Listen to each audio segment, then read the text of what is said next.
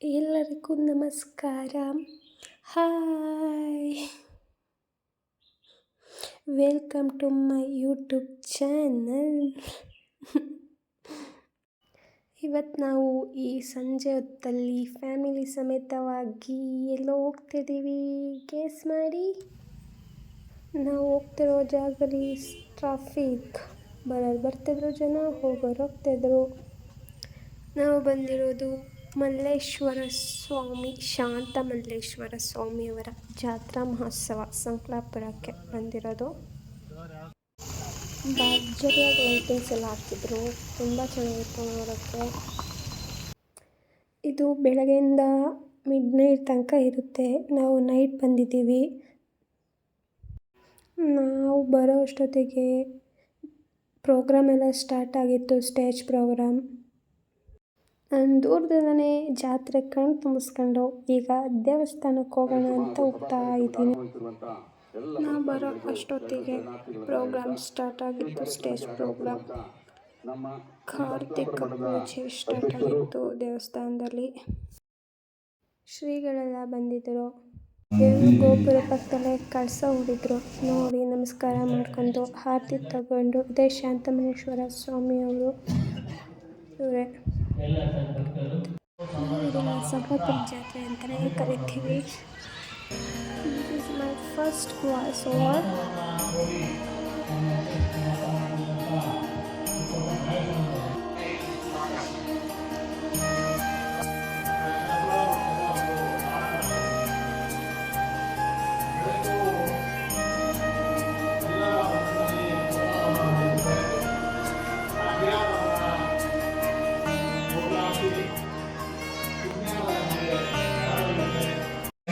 ಇವರು ಸಿದ್ದೇಶ್ ನಾಗೇಂದ್ರ ಅಂತ ತುಂಬ ಚೆನ್ನಾಗಿ ಸ್ವಲ್ಪ ತಾವೇ ಜಾಗೃತರಾಗಿ ಶಾಂತಮಲ್ಲೇಶ್ವರನ ಕೃಪಾಶೀರ್ವಾದಕ್ಕೆ ಬಂದು ತದನಂತರ ಗುರುವರಿಯರ ಆಶೀರ್ವಾದವನ್ನು ಪಡೆದು ಹೋಗುವಂತ ಒಂದು ಸದ್ಭಕ್ತರು. ಈ ಭಾಗದಲ್ಲಿ ಆಗಲೇ ಚಳಿ ಪ್ರಾರಂಭ ಆಗಿದೆ. ಅದ್ರ ಮಧ್ಯದಲ್ಲಿ ಬೆಳಕು ನಾವು ನಾನಾ ರೀತಿಯಲ್ಲಿ ನೋಡುವಂಥದ್ದು ಅಂತ ಈ ಮಾತನ್ನ ನಾನು ಹೇಳಲಿಕ್ಕೆ ಬಯಸ್ತೇನೆ. ಕರ್ಕೊಂಡೋಗೋದಿರ್ಬೋದು, ಪ್ರಗತಿಪರ ಚಿಂತನೆಗಳಿಗಿರ್ಬೋದು, ಜೊತೆಗೆ ಇಂಥ ಟೈಮಲ್ಲಿ ಅದನ್ನ ವೇದಿಕೆಯ ಮೇಲೆ ಸನ್ನಿಧಾನದಲ್ಲಿ ಹಚ್ಚಿದ್ರೆ ಅದನ್ನ ದೀಪ ಅಂತೀವಿ. ಅದೇ ಒಂದಷ್ಟು ಕಟ್ಟಿಗೆಯನ್ನ ಗುಡ್ಡೆ ಹಾಕಿ ಹೊರಗಡೆಗೆ ಕಾವು ಕೊಟ್ಟರೆ ಅದನ್ನ ಬೆಂಕಿ ಅಂತ ಕರಿತೀವಿ. ಹಾಗೆ ನಿಮ್ಮ ಭಕ್ತಿಯ ಸ್ವರೂಪನೂ ಅಷ್ಟೇ. ಇತ್ತೀಚಿನ ದಿನಗಳಲ್ಲಿ ಏನಾಗ್ತಾ ಇದೆ, ಗುರುಗಳು ಅಂತಂದ್ರೆ ಭಕ್ತ ಮತ್ತೆ ಭಗವಂತನ ಮಧ್ಯೆ ಇರುವಂತ ಸಂಬಂಧ ರೀತಿಯಲ್ಲಿ ಗುರು ಮತ್ತೆ ಭಕ್ತನ ಮಧ್ಯೆ ಇರುವಂತ ಸಂಬಂಧ ನಾನಾ ಸ್ವರೂಪ ಪಡಿತಾ ಇದೆ. ನಾನು ಎಷ್ಟೋ ಜನ ನೋಡ್ತೀನಿ, ಗುರುಗಳು ಬರ್ತಿರ್ಬೇಕಾರೆ ನಾವು ಶ್ರದ್ಧೆಯಿಂದ ಕೆಲವರು ಅವ್ರ ಪಾದ ಸ್ಪರ್ಶ ಮಾಡೋಂಥದ್ದಾಗ್ಲಿ, ಆಶೀರ್ವಾದವನ್ನು ಪಡೆಯುವಂಥದ್ದಾಗ್ಲಿ ಮಾಡುವಂಥದ್ದು. ಅಮಿತ್ ಶೆಟ್ರು ಸರ್ ಅವರಿಗೆ ತುಂಬ ಹೃದಯದ ಅಭಿನಂದನೆಗಳು.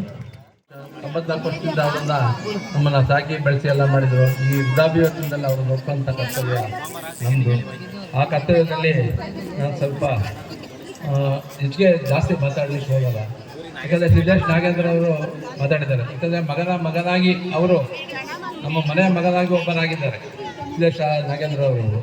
ಮತ್ತು ಅಮಿತ್ ಶೆಟ್ರು ಸಹಿತ ಇಲ್ಲಿ ಬಂದು ಹೋಗಿದ್ದಾರೆ. ಅವರು ಮಾತಾಡಲಿಲ್ಲ. ಸಿದ್ದೇಶ್ ನಾಗೇಂದ್ರ ಅವರು ಹೆಚ್ಚಿನಂತೆ ಮಾತಾಡಿದ್ದಾರೆ ಎಲ್ಲ ವಿಚಾರಗಳನ್ನು. ಇವತ್ತು ಧರ್ಮ ಎಲ್ಲಿ ಹೋಗ್ತಾ ಇದೆ ಅಂತ ನಾವು ಯೋಚನೆ ಮಾಡಬೇಕಾಗ್ತದೆ. ಇವತ್ತೇನಾಗಿದೆ, ಮೊಬೈಲು, ಮಕ್ಕಳ ಕೈಗೆಲ್ಲ ಮೊಬೈಲ್ ಬಂದಿದೆ, ಪ್ರತಿಯೊಬ್ಬರು ಮೊಬೈಲು. ಈಗ ಅವ್ರಿಗೆ ಹೇಗೆ ಊಟ ಮಾಡಬೇಕಾ ಮೊಬೈಲ್ ಕೊಡ್ತಾರೆ, ಅನ್ನೊಂದು ತಿಂಡಿ ತಿನ್ಬೇಕಾ ಮೊಬೈಲ್ ಕೊಡ್ತಾರೆ, ಇವ್ರು ಕೆಲಸ ಮಾಡಬೇಕಾ ಅವ್ರಿಗೂ ಮೊಬೈಲ್ ಕೊಡ್ತಾರೆ. ಇವತ್ತೇನಾಗಿದೆ, ಆ ಮೊಬೈಲ್ ಇಟ್ಕೊಂಡು ಈ ರೀಲ್ಸ್ಗಳು ನೋಡಿ ಮಕ್ಕಳುಗಳು ರೀಲ್ಸ್ ಕಲೆಕ್ಷನ್ ಮಾಡ್ಬಿಡ್ತಾರೆ. ಇವತ್ತು ಭಕ್ತಿ ಎಲ್ಲಿ ಹೋಗ್ತಾ ಇದೆ? ಭಕ್ತಿ ಇಲ್ಲ. ಆದ್ರಿಂದ ತಂದೆ ತಾಯಿಗಳಲ್ಲಿ ನಾನೊಂದು ಮನವಿ ಮಾಡ್ಕೊಳ್ಳೋದೇನೆ ಅಂದರೆ, ಆದಷ್ಟು ಮಕ್ಕಳಿಗೆ ಮೊಬೈಲ್ ಕೊಡಬೇಡಿ. ಈ ರೀಲ್ಸ್ ನೋಡೋಂಥವನ್ನ ಏನು ಇಂಟರ್ನೆಟ್ ಹಾಕ್ಕೊಡ್ತೀರ ಮಕ್ಕಳಿಗೆ, ಅದು ಇಂಟರ್ನೆಟ್ ಹಾಕೊಡ್ಬೇಡಿ. ಮಕ್ಕಳಿಗೆ ಹಾಕ್ಕೊಟ್ರೆ ತಾನೇ ಅವೆಲ್ಲ ಬರೋದು, ಮಕ್ಕಳು ಆಗ್ತವೆ. ವಿದ್ಯಾಭ್ಯಾಸದ ಕಡೆಗೆ ಹೆಚ್ಚಿನ ಗಮನ ಕೊಡಬೇಕು ಮಕ್ಕಳುಗಳು. ಆ ನಿಟ್ಟಿನಲ್ಲಿ ಮಾಡಿ. ಯಾಕಂದರೆ ನಮ್ಮ ಕೆಲಸ ಕಾರ್ಯಗಳಲ್ಲಿ ತೊಂದರೆ ಆಗುತ್ತಲ್ಲ ಅಂತ ಮಕ್ಕಳಿಗೆ ನಾವು ಮೊಬೈಲ್ ಕೊಡ್ತೀವಿ. ಸಾಯಂಕಾಲದಲ್ಲಿ ಕೇಳಿದಷ್ಟೇ. ಯಾಕಂದ್ರೆ ಸ್ವೀಕರಿಸಿದಂತಹ ಶ್ರೀಧರಿಗೆ ಅಭಿನಂದನೆಗಳು. ನೀನೊಲಿದರೆ ವಿಷವೆಲ್ಲ ಅಮೃತವುದಯ್ಯ, ನೀನೊಲಿದರೆ ಸಕಲ ಪಡಿ ಪದಾರ್ಥ ಇದರಲ್ಲಿರ್ಪವು ಕೂಡಲ ಸಂಗಮ ದೇವ.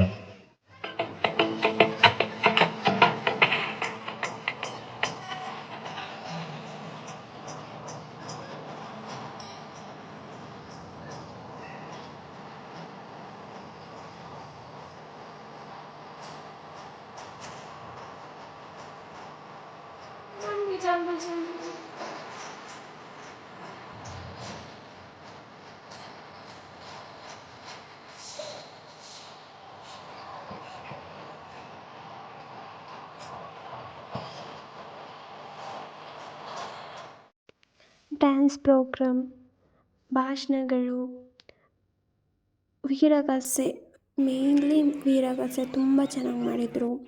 ಮತ್ತು ರಸಮಂಜರಿ ಕಾರ್ಯಕ್ರಮವೂ ಚೆನ್ನಾಗಿದೆ. ಪ್ರೋಗ್ರಾಮ್ಸ್ಗಳೆಲ್ಲ ಚೆನ್ನಾಗಿತ್ತು, ನೋಡೋಕ್ಕಂತೂ ಸೂಪರಾಗಿತ್ತು, ಎಂಜಾಯ್ ಮಾಡಿದೆ. ಅನ್ನದಾಸೋಹ ಕೂಡ ಏರ್ಪಾಡು ಮಾಡಿದರು, ಚೆನ್ನಾಗಿತ್ತು. ಜಾತ್ರೆ ನೋಡ್ಕೊಂಡು ಮುಂದಕ್ಕೆ ಬಂದೆ.